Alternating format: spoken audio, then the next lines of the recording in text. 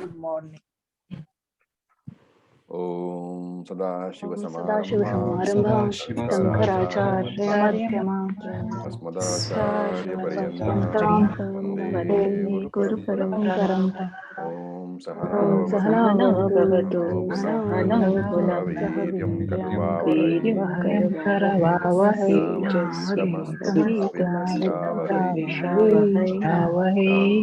Shanti Shanti Shanti. So we will look at verse number 41 of chapter 3. So I will chant and then you can repeat after me. Shri Bhagavanu Vacha Shri Bhagavanu Vacha Tasmat Tvamindriyani Adau Tasmanitvamindriyanyadau Niyamya Bharatarshava Niyamya Papmanam Prajahihyenam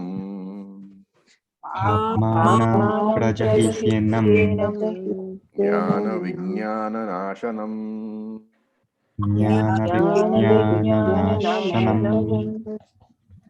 Okay, so look at the words. Tasmat, that first word, Tasmat Tvam Indriyani Adau. That first word breaks up into 4 different words. Tasmat Tvam Indriyani Adau Niyamya Bharatarshava.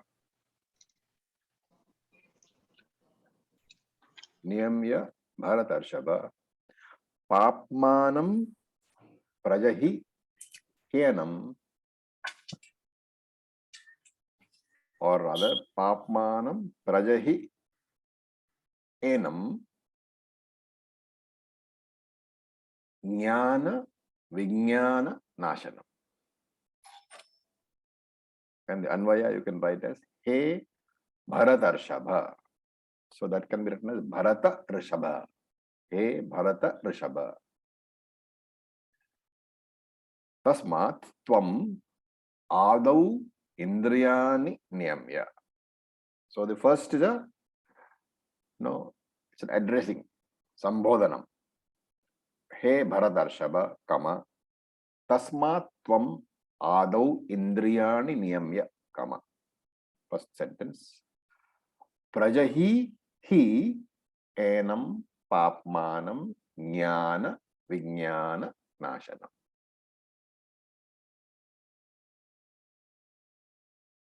Tasmat, therefore, He Bharata Rishabha, He bull among Bharatas, another name for Arjuna.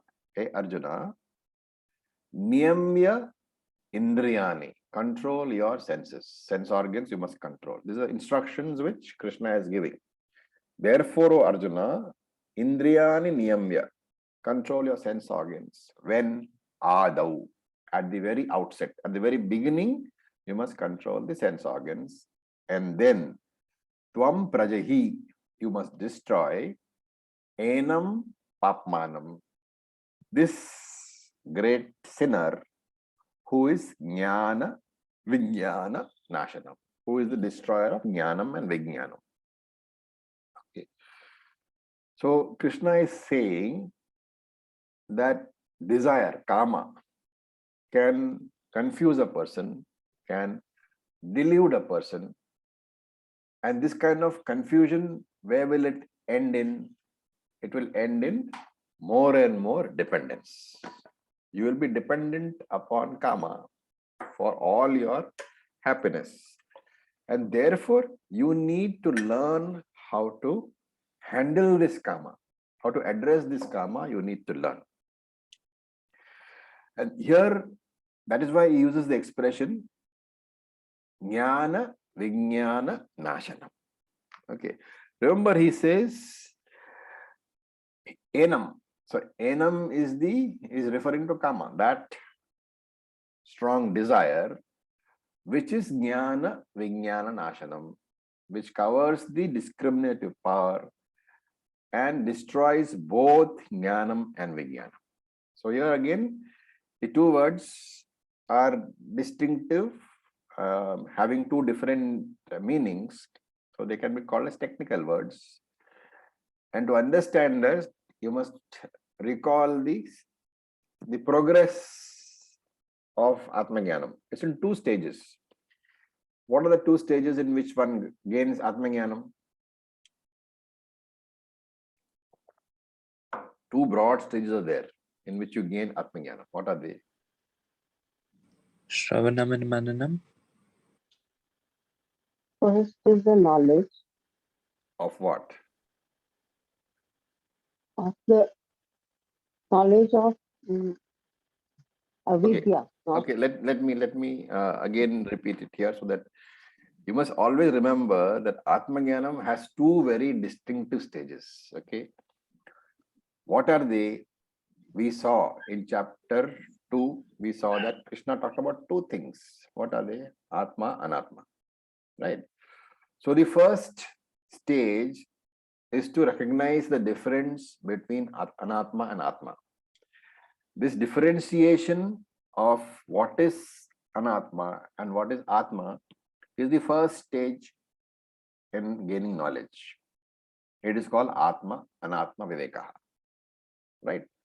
Having distinguished what is Atma, Anatma, which is being called Jnanam over here. I'm just muting you all without option to unmute, okay? Because somebody is unmuting themselves all the time. So I have left you with no option to unmute. Okay, so the first stage is Atmajnanam. In Atmajnanam is what Krishna is calling Jnanam. And that stage here is the differentiation between Atma and Anatma. So Atma, Anatma Vivekaha is called Jnanam over here. And after having learnt the difference between Atma and Anatma, one has to learn to claim oneself as the Atma. That is called Vijnanam. So first I learned that I am consisting of 2 pieces. There is a body and there is Atma, and there is a difference. So I have a temporary medium called the body, and I use the body for all sort of worldly transactions. But there are times when the body is in Sushupti Avastha and I'm not using the body, but I'm still there. Therefore, who am I? I am not the body, but I am the user of the body. We saw in chapter 2, Vasamsi Jirnani Yathavihaya. So just like one throws off old clothes, I throw off the body occasionally also. And therefore, I am not the body because I am the one who is discarding the body. And this requires a lot of Shravanam and even more Mananam and a little bit more Nididhyasanam.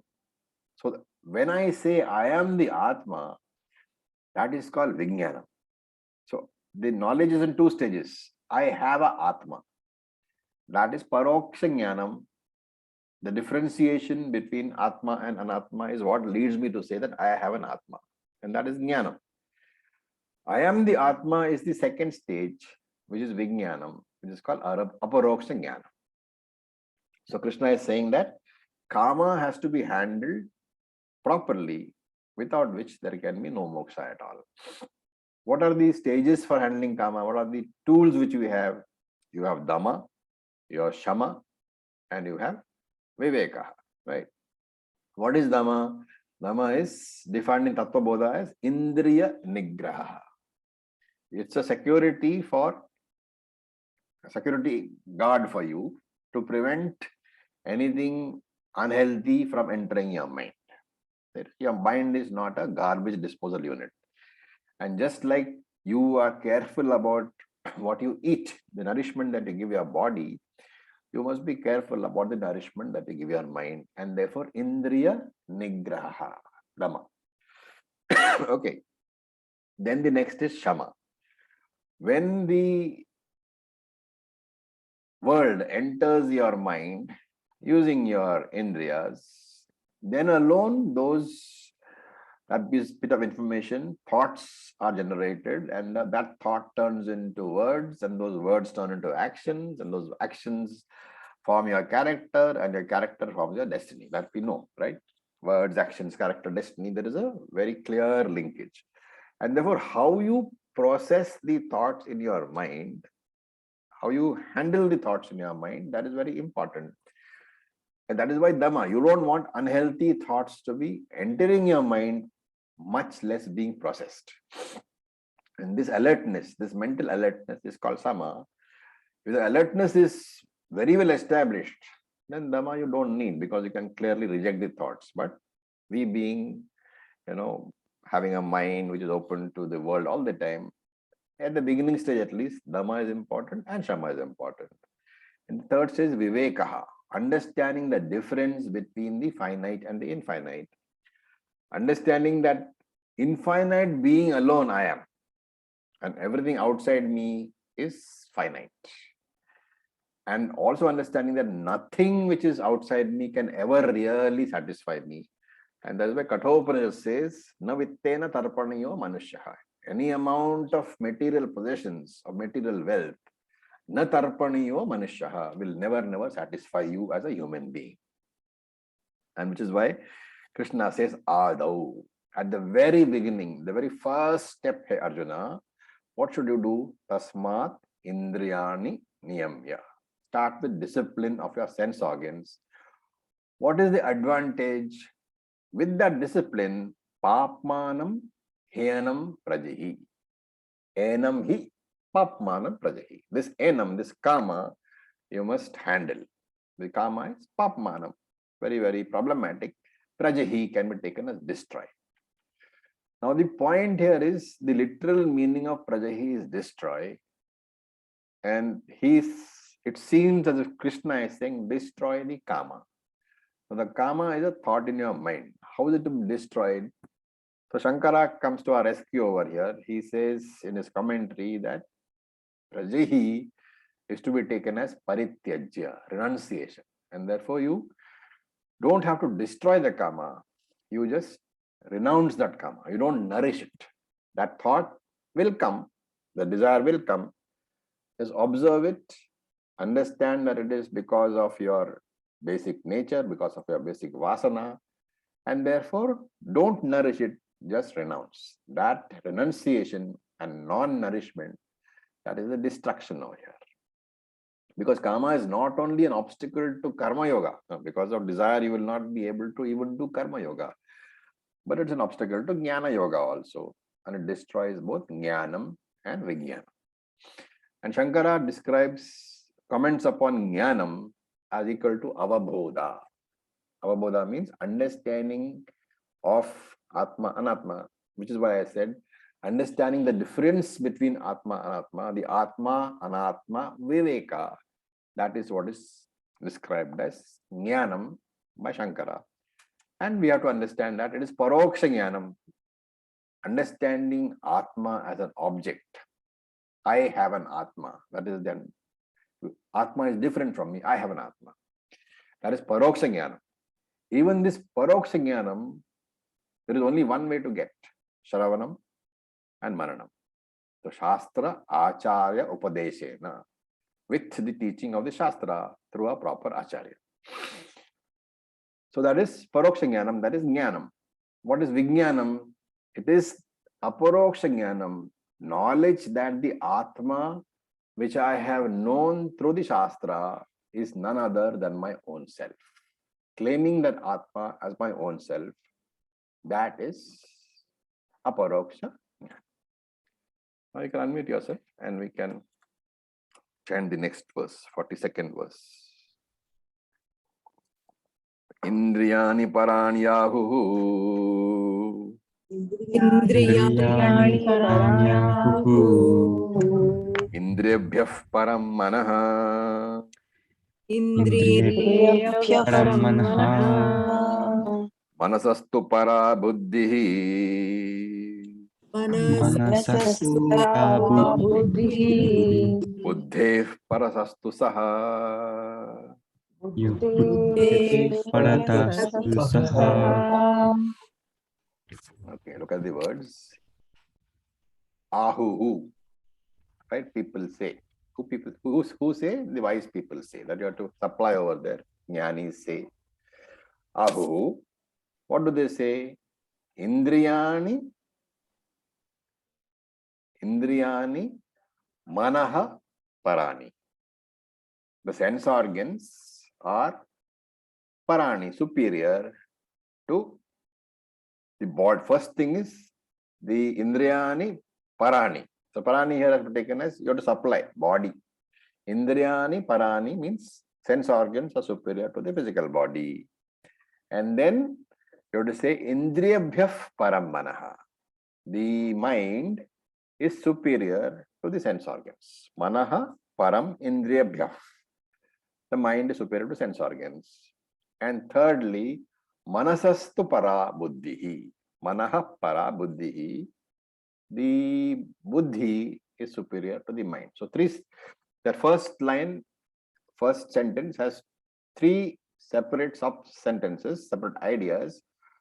One is sense organs are superior to the body. That body you have to supply because it is not there in the verse. Okay. So indriyani parani deha. Deha has to be supplied. Sense organs are superior to body. Mind is superior to sense organs. And buddhihi, the intellect, is superior to the mind. This is the first idea being conveyed. And then yaha, tu is but, whereas yaha parata buddhehe saha. So saha here refers to the atma. So where tu yaha saha, that one, yaha means that one, buddhehe parataha, which is superior to the intellect, saha is the atma. So it's a peculiar sentence construction. He's not saying atma is superior to buddhi. He's saying that which is superior to buddhi, that is called the atma. Okay. Right. Now, the three disciplines we talked about in the last class, in the last verse, Dhamma and all that, Dhamma, Shama, Viveka. Remember, these three disciplines are not the solution. It is not the final solution. It is more like, paracetamol. So if you get fever, what do? First, you try to ensure the fever doesn't damage you by bringing it down. That's not a solution. It's just a temporary measure. It's an emergency first aid. So you eat a paracetamol and then go to the doctor. Because the paracetamol will only lower the fever. It will not address the underlying cause of the infection.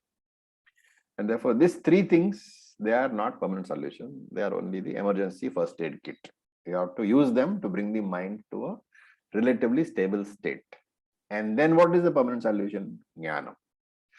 Why? Because desire, kama, is an expression of what? Of apurnatvam, that incomplete feeling which I have, that I am not complete. And we have discussed this many times. That apurnatvam, it leads to the desire to be purnaha. That desire to be purnaha, it leads to the desire to acquire and get rid of things. And therefore it leads to karma. So purnatvam leads to kama. Kama leads to karma. Karma leads to karma phalam. Karma phalam leads to punarapi jananam and punarapi maranam. The samsara cycle is complete. All because of what? The expression of apurnatvam. I am not purnam. So I want things only because I am complete. And I feel I'm incomplete. Any desire, therefore, has it as its root, it has what? Apurnatvam. And this has been expressed in this chapter itself. Naiva tasya kritena artaha na kriteneha kaschanaha na chasya sarva bhuteshu kaschid arthavya vyapashrayaha. Kaschid arthavyapashrayaha. And also in second chapter, which one? Prajahati yada kaman sarvan partha manogatan atmannevatmana tushka, etc. Okay. So twice it has come before. Whenever I am Purna, remember, once I think of myself as Purna, which is Brahman or Atman, then I don't really need anything. It doesn't mean that I can't have things around me. Whatever is around me, I use. Right? But if it is not there around me, I don't miss it. So converting necessities. Today, what is my necessity? Converting that necessity into a luxury. That is what is the process of getting moksha. You can enjoy everything, but enjoy it as a luxury. If it becomes a necessity for you, then there is a problem. So what is luxury? Whatever you possess, whenever I possess, I enjoy. Like if I take a trip on a holiday, I am sitting in a 5-star hotel, that's a luxury, I enjoy it. But when I'm at home in my non-air conditioned room, I do not miss it. That combination of these two things, when I possess, I enjoy. When I don't have it, I don't miss. That object which fits that definition, that is a luxury. The moment I begin to miss the object when it is not there, then it has become a necessity, right? And why do we pay so much attention to this? Because whenever something is a necessity, I acquire a dependence. It becomes a bondage for me. And when I have converted everything around me into a luxury, then I am not dependent upon anything. That non-dependence is called moksha. And you have to extend this further. The very body itself is a luxury. The fact that Ishvara has given me eyes, luxury. The fact that Ishvara has given me hands and legs, luxury. If there is a good brain, that is luxury. If there is hair on my head, that is luxury. This orientation, this way of thinking is possible only through a complete assimilation of Atma Jnana. And therefore, in these last two verses, verse 42 and 43, Krishna is presenting Atma Jnanam as the ultimate remedy for the Kama Krodha problem. Why do we say Kama Krodha problem? Because of verse number 37, where Krishna says, Kama Esha Krodha Esha Vidhenam Iha Vairinam. These are your biggest enemies in life. And therefore, this is a solution to Kama Esha Krodha Esha. And when you have to talk about Atma, obviously Atma has to be defined. And therefore, we get the definition of Atma in this verse. It's a very important definition. And Krishna has not invented this upon his own. He has borrowed the teaching from the Upanishad, which is the Kathopanishads. So those of you who have been in the Kathopanishad class will be familiar with this particular verse also. So Krishna is revealing the Atma through a particular prakriya. That prakriya we call Arundhati Darshana Nyaya. So if you are familiar with Arundhati Nakshatra, there is a star called the Arundhati star. It is not very bright. So it's a bit of a dull star. And therefore on a well-lit night where all the stars are shining, it's not easy to straight away look at the star unless you know exactly where it is. And therefore, if you are new to that and you go to somebody and say, I want to see the Arundhati star, the first that person has to show you something which is easily seen, like the moon. Okay. And then he'll say, okay, just behind the moon, you see there is one more very bright star, maybe Venus. And then he'll say behind that Venus, there is one more also very bright star. So you go from one very bright object to another object which is not so bright, and then to another one which is not so bright, and so on and so forth, until in a few stages, he will come to the next one, which is the dull looking star. Now you can see it. Why? Because you have been moving from bright to less bright to less bright to less bright. And therefore now you are able to see the not so bright star. And then you will say, this is the Arundhati star. Okay, there's another name for this Nyaya also. It's called Shaka Chandra Nyaya. You first show the tree and then you show the branch. This is of course talking about the Chandra, the moon. So it's a day when maybe the moon is not very bright. It's very, very small little part of the moon is visible and a lot of clouds, so you can't see. So he says you first see the tree and then you see the branch and then you take the tip of the branch where you will see two twigs. And in between those two twigs, if you see, then you will see the moon. So it's called Shaka Chandra Nyaya also. Basically, what does it do? From something which is very obvious, very gross, it takes you to more subtle and more subtle and more subtle. Now, since all of you all are been here for some time, what is that method which is using this particular Nyaya, which we use in Vedanta to reveal Brahman or Atma. Sorry? Making it, not this nothing. Anything else? Anybody else? All those who didn't TTC should be familiar with this.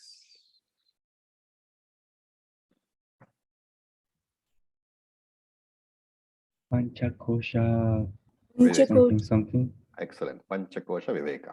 Okay. So what do you do in Panchakosha Viveka?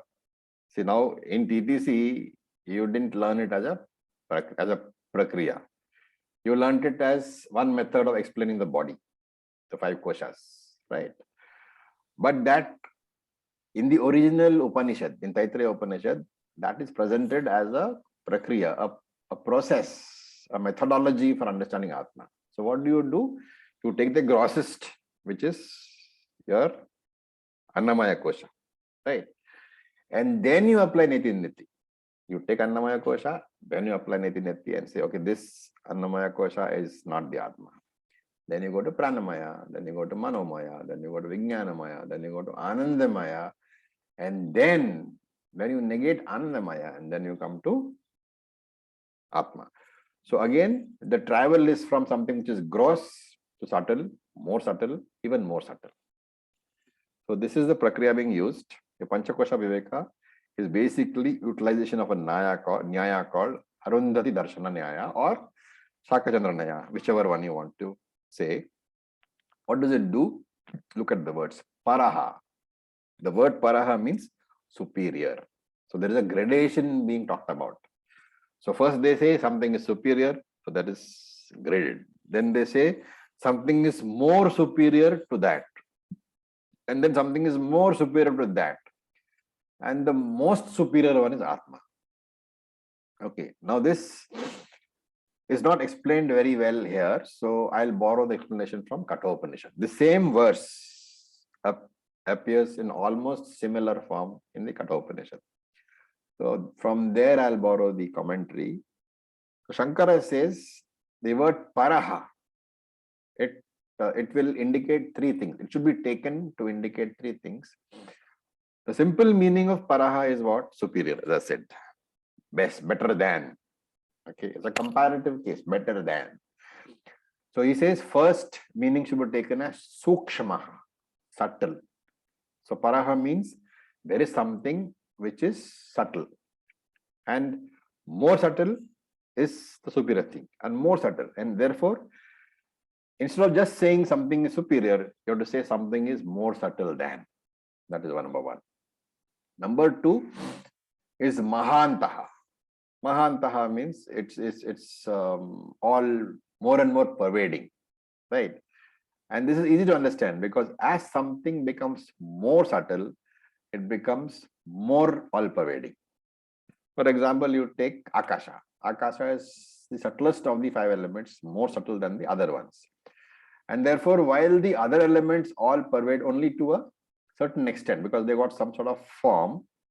And of course, you can take Vayu, which has no form. The Vayu is also pervading, but more pervading than Vayu is Akasha. So that is the second meaning, something which is more subtle in the sense of being more pervasive, more and more pervasive. And the third meaning is Pratyagatma, closest to you. Therefore, 3 meanings have to be taken. And there is a 4th idea which we have to note, which is not mentioned here. 4th idea is that as a thing grows subtler and subtler, it can control the thing which is grosser. The subtler thing always controls the grosser thing. And therefore he says, the first sentence he says, Indriyani Paran, right? The sense organs, Indriyas, are superior to the body. In this case, you can take the body as sense objects. So sense organs are superior to sense objects is the first what you call sentence being made, the first idea being conveyed by all this. Why are the sense organs superior to the sense objects?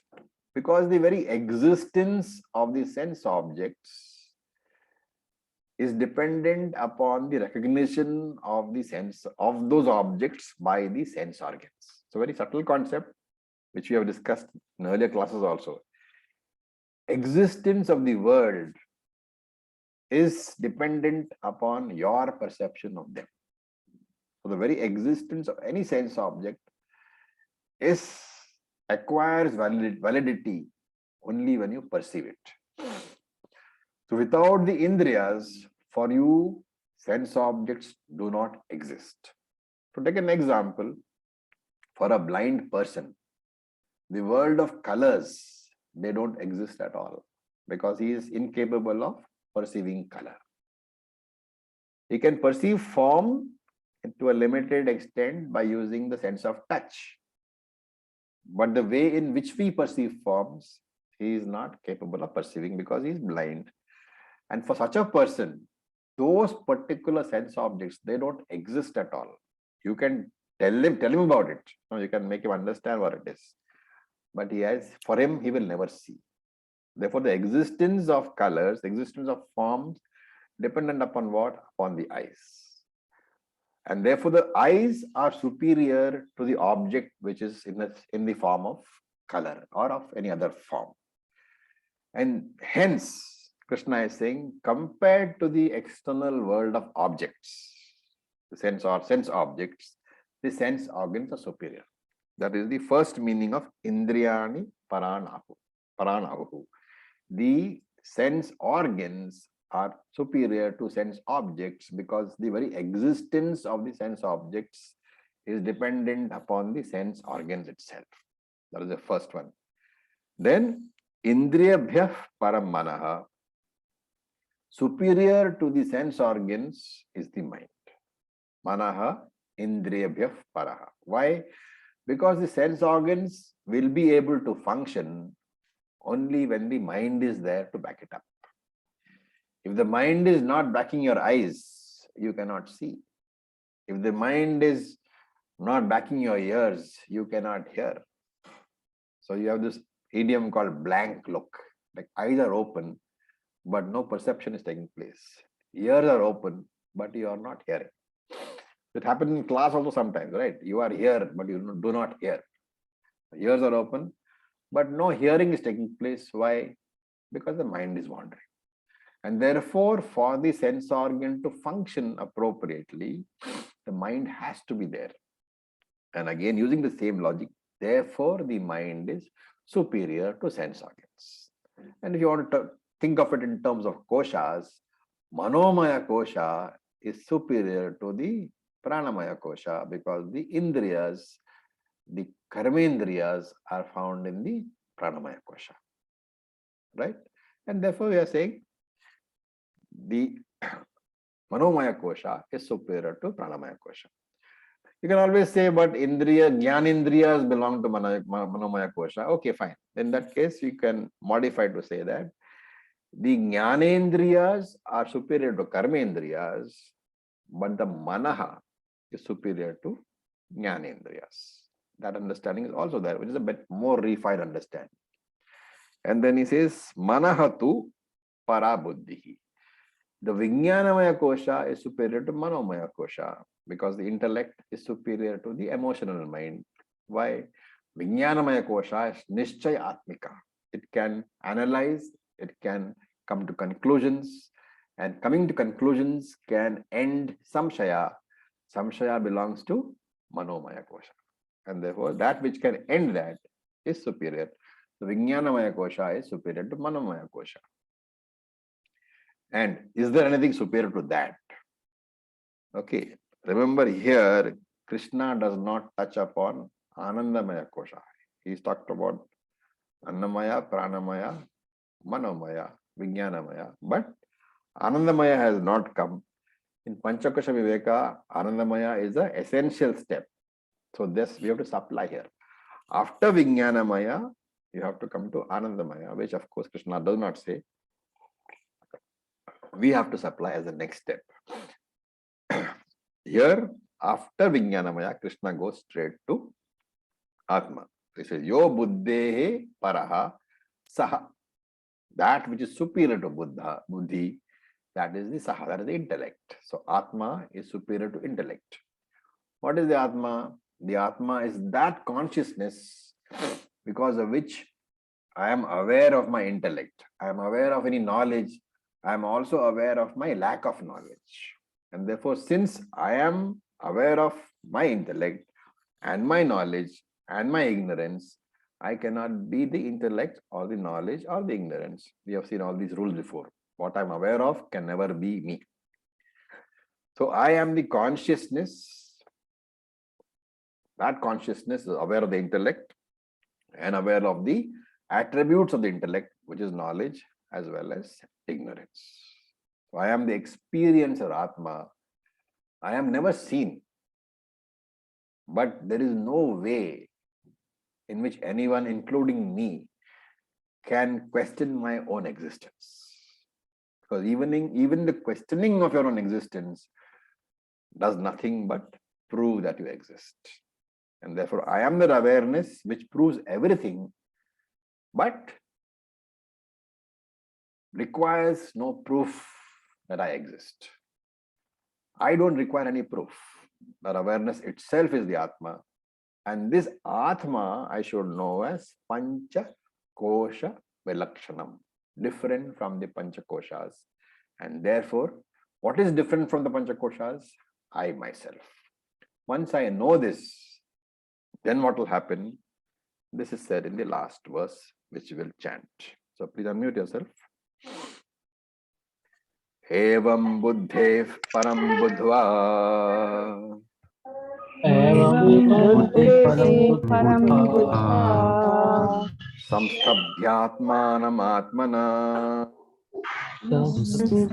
Manam Atma jahi shatrum mahabaho Yashishat Mahabaho kama rupam durasadam Rupam Durasadam Durasadam Iti Srimad Bhagavad Geeta su Upanishatsu Brahma Vidyayam Yoga Shastre Iti Iti Srimad Bhagavad Geeta Su Brahmavidyaya Vidyaya Yoga Yoga Shastre Shastre Shri Krishna Arjuna Samvade Karma Yogo Nama Tritiyodhyaya Shri Krishna Krishna Arjuna Arjuna Samvade Samvade Karma Yoga योगाय So look at the words Buddhehe. Okay, we'll reword it. He Mahabaho. Oh Arjuna. Oh, one with very strong arms. Arjuna is supposed to have strong arms. Okay. He Mahabaho. Buddha Param Buddhehe. So that two words have to be carefully looked at and recognized. Buddha is from the term buddhihi, to know. Okay, so Buddha here means knowing. Buddha Param Buddhehe. So knowing that thing, which is Param Buddhehe, which is superior to the intellect. And what was that in the last verse? We said Atma is superior to intellect. So Buddhaha Param Buddhehe, He Mahabaho, He Arjuna, having known that which is superior to the intellect, which means having known the Atma, and in this manner, having known the Atma, what should you do? Evam Atmanam Samsthabhya. Samsthabhya means to make steady. Having made the mind steady. This second Atmanam is not Satchid Atmanam. So Atmanam Samsthabhya means this mind has to be made steady. Atmanam here is Manaha, not Satchit Ananda Atma, right? So that has to be remembered. Atmanam, Atmana Samsthabhya. There are two Atmanams over here, okay? So first Atmanam is the mind. The second Atmana is Buddhi. Please remember that. Evam Buddhva, having known that Atma, what should do? Atmanam atmana samsthabhya, having made the mind steady with the buddhi. You should use the intellect to steady the mind. Having done that, jahi shatrum, destroy jahi shatrum, that enemy, which is kama rupam, which is in the form of desire, and durasadam, which is very difficult to understand. So, he Mahabaho, Buddha param buddhehe, having known that which is superior to Atma, evam atmanam atmana samsthabhya, having made the mind steady using the intellect, what should you do? What should you do? Jahishatrum kamarupam durasadam. You should destroy that enemy which is so difficult to understand and which is in the form of desire alone. So the ultimate job now is to know this Atma. And in the first line, Krishna says that I have defined the Atma in the previous sloka. And Buddhehe Param, he said, that Atma was superior to intellect also. Why? Because we know, we have seen the definitions. Consciousness is not part, product, property of body. Consciousness is independent entity, pervading and enlivening the body. Consciousness is not limited by the boundaries of the body. Consciousness survives even after the fall of the body. And what is the last one?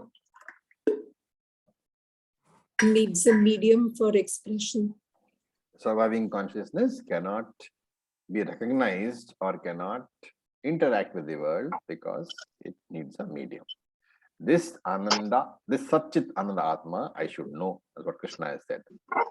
And most important in this learning is that having known this Atma, I should train my mind to claim that formless consciousness as my real self.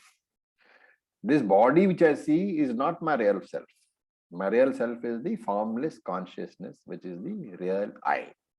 And that's what Shankara said, Mano buddhi ankara chittani naham, nacha shotra jivhe, nacha grana netre, nacha vyoma bhumihi, na tejo navayuhu, chidananda rupam, shivoham, shivoham. Do you know that verse? Yes, Nirvana Shataka. Nirvana Shataka. Verse for Nididhyasanam. Mano buddhi ahankara chittani na aham. I am not the manaha, I am not the buddhi, I am not the ahankaraha, I am not the chittaha. Nacha shrotra jivhe, I am not the ears, nor the tongue. Nacha grana netre, nor am I the nose, nor am I the eyes. Nacha vyoma bhumihi, I am not the space, nor am I the prithvihi. Na tejo na vayuhu, I am neither fire nor wind. What am I? Chidananda Rupa Shivoham Shivoham. I am that Chat Chit Ananda only. This is the Vedantic training. This is the Nididhyasana. And therefore Krishna is saying, after having understood the Atma as different from Anatma, what should you do? Atmana Atmanam Samsthabhya. You make your mind steady. You claim yourself as the Atma, as the immortal, infinite Atma. I should claim myself. Chidananda Rupa Shivoham Shivoham. I have to claim myself. I have to remove the mistaken understanding, the mistaken orientation that I am a finite, mortal, insecure Jiva. Okay. So Jnanam should be converted into what is known as Jnana Nishtha. This new orientation which comes saying that, okay, I am not this body, mind, sense complex. I am Chidananda Rupa Shivoham Shivoham only. That new orientation is called Jnana Nishtha. Remaining in that Jnanam. Jnanam is one thing. I know I am Brahman is one thing. But constantly being aware of the fact that I am Brahman, that is called Jnana Nishtha. And therefore he says, Atmana Atmanam Samsthabhya. Make sure that your mind is constantly dwelling upon the fact that you are Brahman. How do you make sure? You have to use the buddhi. Use the buddhi to ensure that the mind is always dwelling upon the fact that I am Brahman. Becomes Sthita Prajnaha through Shravanam, Mananam, and Nididhyasana. What is the difference between Prajnaha and Sthira Prajnaha? If you are only Prajnaha, then that knowledge is available to you as long as you are in class. As long as you are in the session, you know you are Brahman, then you are Prajna. But the moment the class is over, your miserable, limited, irritable self comes back. That is Prajna.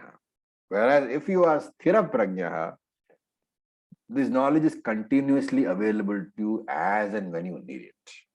And therefore, by dwelling upon this teaching, and there are very many techniques for Nididhyasana.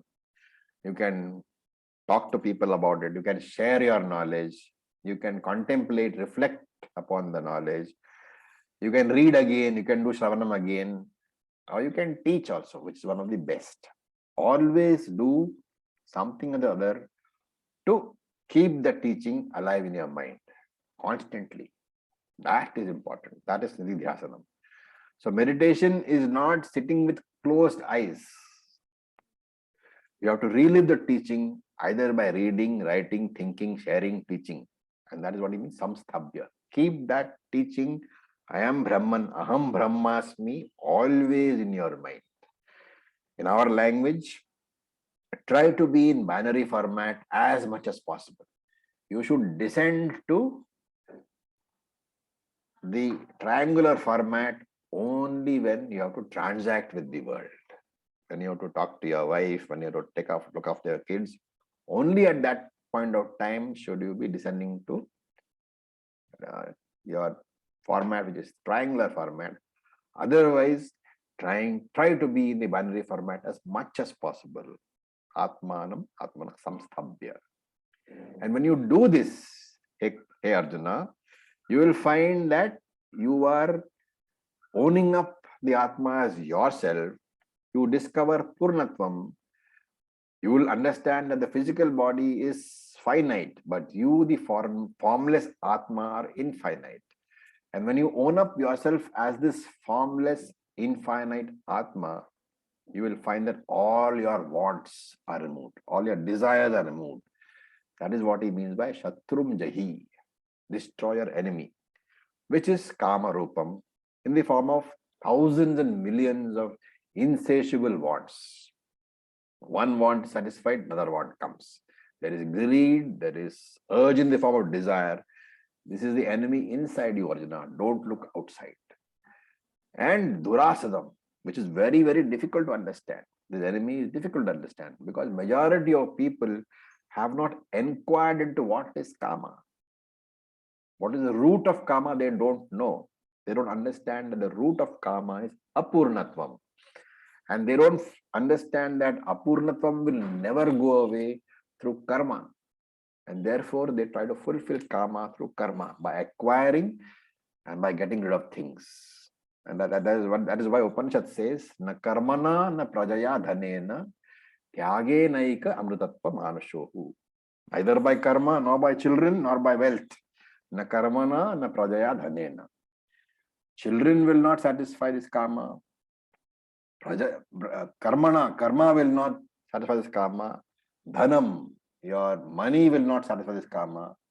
Tyagena eke, only by renunciation of the fact that you are the body. Amrutatva manashuhu, only in that manner can you become immortal. So what did we see? The first emergency aid is Dhamma, Sama, Vivekaha. And the final solution is the class. Atma Jnanam is the ultimate solution. Once karma is handled, then there is no frustration out of karma not being satisfied. And therefore, Krishna doesn't talk about krodha at all. The handling of karma automatically means that krodha is also handled. And therefore, Arjuna, it does not matter whether you are a karma yogi or a sannyasi, whichever ashram you have chosen, the only way of dealing with karma, there is only one way of dealing with karma, and that is jnana. And so if you look at this chapter, the chapter started with karma, but it ended with jnana. Om Tat Sat.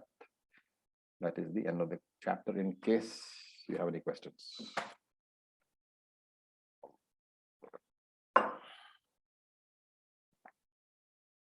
Om Acharya. Om. Yes, please. Go ahead, June.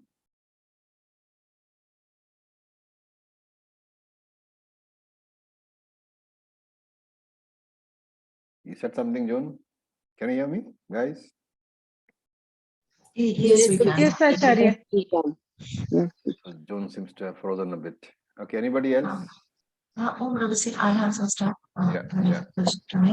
So initially, when you said that Panchakosa Viveka, which basically negating those things, we are coming to the sightless thing. So is it equivalent to Laya? We talked about DTC, that's why there was something called Laya, where from the grosses to finally where everything is merged into the one See, thing. these words, they all have different meanings in different contexts. So, if you've been listening to the Upadeshasaram classes, Laya had a very different meaning over there. Laya was temporary resolution of the mind, and Nasha was the complete resolution. So, your Dhamma, Shama, and Viveka can be equated to Laya. The temporary quietude of the mind, which is what we call Chitta Shuddhi or Jnana Yogyata, then that can be said to be Laya. But the complete destruction of that problematic mind, which means the understanding that the mind is mithya, that is called Mano Nashaha. The difference is there. But I don't know in which context you are using, so I can't say. But all these things are highly contextual. In the background of the particular text only, we can give you a proper answer, comprehensive answer.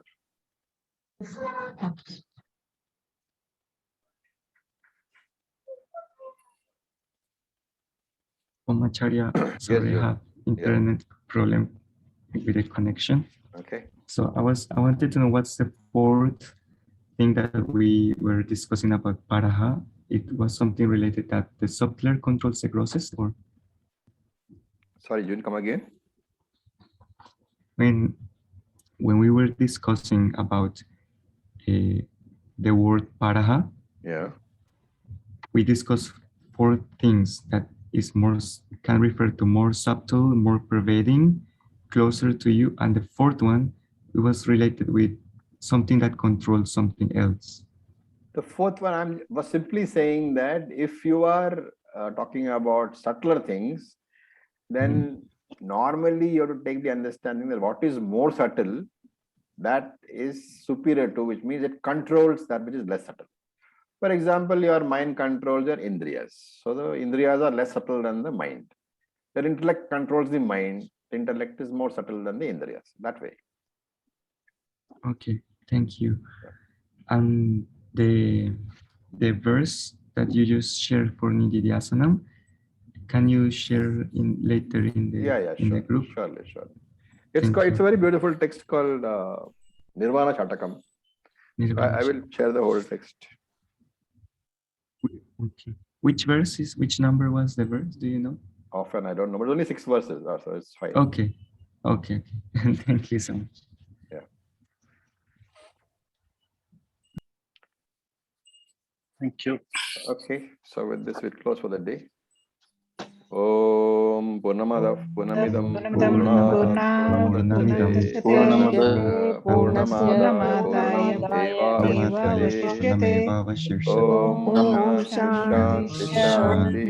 Shanti. Om Tat Sat. Om Namah Shivaya. Thank you. Thank you, Acharya.